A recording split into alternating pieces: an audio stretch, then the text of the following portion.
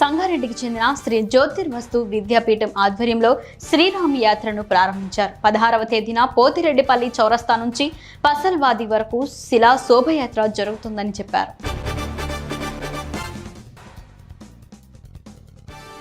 Amma Vodi NGO ఆధ్వర్యంలో బెల్లంపల్లి పట్టణంలోని పల్లెటూరి బస్టాండ్ వద్ద అన్నదాన కార్యక్రమం నిర్వహించారు. ముఖ్యమంత్రి నారా చంద్రబాబు నాయుడు ప్రజలు మెచ్చే రీతిలో పాలనకు శ్రీకారం చుట్టారని టీడీపీ నేతలు మక్కువ శ్రీధర్, గంట్యాడ శ్రీదేవి, చప్ప చంద్రశేఖర్, అట్టాడ లక్ష్మీనారాయణ, కొండపల్లి భాస్కర్ నాయుడులు అన్నారు. మెదక్ జిల్లా బ్రాహ్మణపల్లి జిల్లా పరిషత్ ఉన్నత పాఠశాల ఆవరణలో పెరిగిన పిచ్చి మొక్కలను తొలగించే పనులు కౌన్సిలర్ చింతా రవీందర్ రెడ్డి చేపట్టారు. తిరుమల శ్రీవారి దర్శనం కోసం రాష్ట్ర ముఖ్యమంత్రి నారా చంద్రబాబు నాయుడుతో సహా తిరుమలకు మంత్రి నారాయణ చేరుకున్నారు.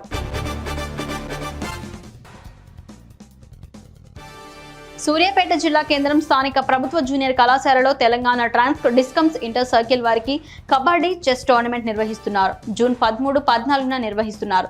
నేటితో ఈ టోర్నమెంట్ ముగియనున్నది.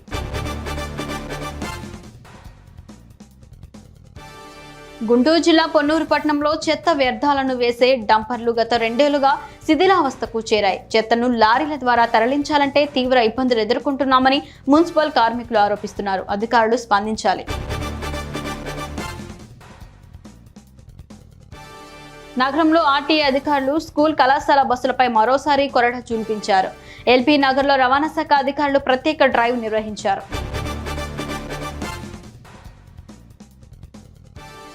బెల్లంపల్లి పట్టణం కన్నాల జాతీయ రహదారి యూటర్న్ ఏర్పాటు వల్ల ప్రమాదాలు జరుగుతున్నాయని జాతీయ రహదారుల నిర్వహణ సంస్థకు ఫిర్యాదులు వెళ్లాయి.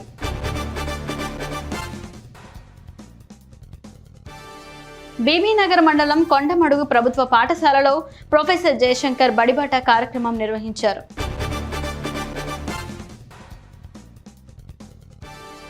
గోదావరి జలాలతో ఖమ్మం, భద్రాద్రి జిల్లాలను సస్యశ్యామలం చేయటమే కాంగ్రెస్ ప్రభుత్వ లక్ష్యమని నీటిపారుదల శాఖ మంత్రి ఉత్తమ్ కుమార్ రెడ్డి అన్నారు. ప్రైవేట్ పాఠశాలలో దోపిడీ విధానాన్ని నిరసిస్తూ నర్సీపట్నం ఏఐఎస్ఎఫ్ ఆధ్వర్యంలో నిరసన కార్యక్రమం చేపట్టారు.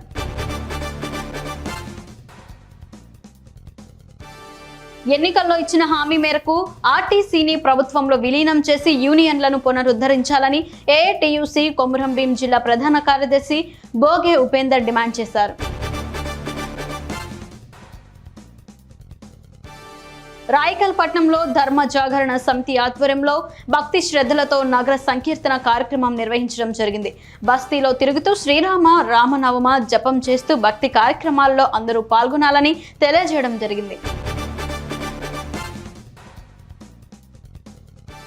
సినిమా స్టార్ రామ్ చరణ్ విశాఖలో సందడి చేశారు. ఈ మేరకు హైదరాబాద్ నుంచి ప్రత్యేక విమానంలో విశాఖ ఎయిర్పోర్ట్ కు చేరుకున్న రామ్ చరణ్ విశాఖలో గేమ్ చేంజర్ సినిమా షూటింగ్ నిమిత్తం విశాఖకు వచ్చారు.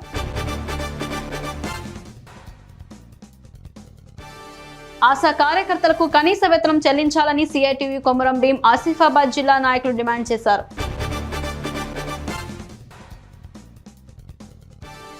హనుమాన్ భక్త బృందం ఆధ్వర్యంలో చీరాలలో 7వ హనుమాన్ శోభయాత్ర ఘనంగా జరిగింది.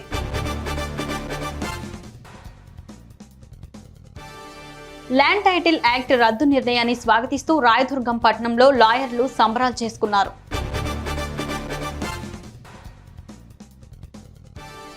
బక్రీద్ పండుగను కుటుంబ సభ్యులతో ఆనందంగా జరుపుకునేందుకు అధికారులు ప్రశాంత వాతావరణంలో బక్రీద్ పండుగ జరుపుకునేలా చర్యలు తీసుకోవాలని జిల్లా మైనార్టీ సెల్ అధ్యక్షులు కలెక్ అన్నారు.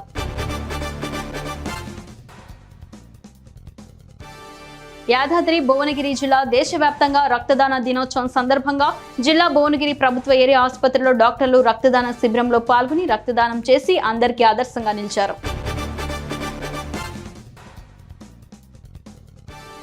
సూర్యాపేట జిల్లా మధ్యరాల మండలం ముకుందాపురం వీకుమల గ్రామంలో గల 33 kV సబ్స్టేషన్ వద్ద ఇంటర్లింక్ పనులు కొనసాగుతున్న కారణంగా చినినేమిల గ్రామాల్లో గల 11 kV ఫీడర్ కు విద్యుత్ సరఫరా నిలిపివేయడం జరుగుతుందని ఏఈ సురేందర్ నాయక్ తెలిపారు.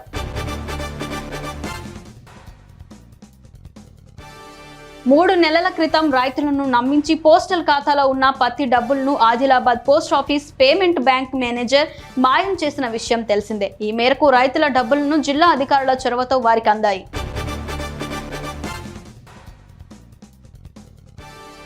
నారాయణపేట పట్టణంలో పట్టపగలు జరిగిన చోరీ దృశ్యాలు సీసీ కెమెరాలో రికార్డయ్యాయి. కోస్గి పట్టణానికి చెందిన వెంకటేష్ హౌసింగ్ లోన్ కట్టేందుకు నారాయణపేట సెంటర్ చౌక్ బజార్ కు వచ్చారు.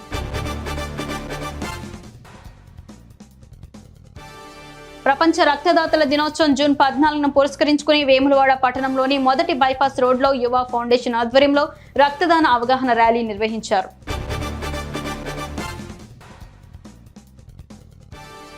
ఫలకమ్మాన్లోని కాళికామాత ఆలయం చుట్టూ రైల్వే అధికారులు ఇనుప కంచెలను ఏర్పాటు చేశారు. ఏడాది నుంచి ప్రతి అమావాస్య, ఆది, మంగళవారాల్లో భక్తులు పోటెత్తుతున్నారు.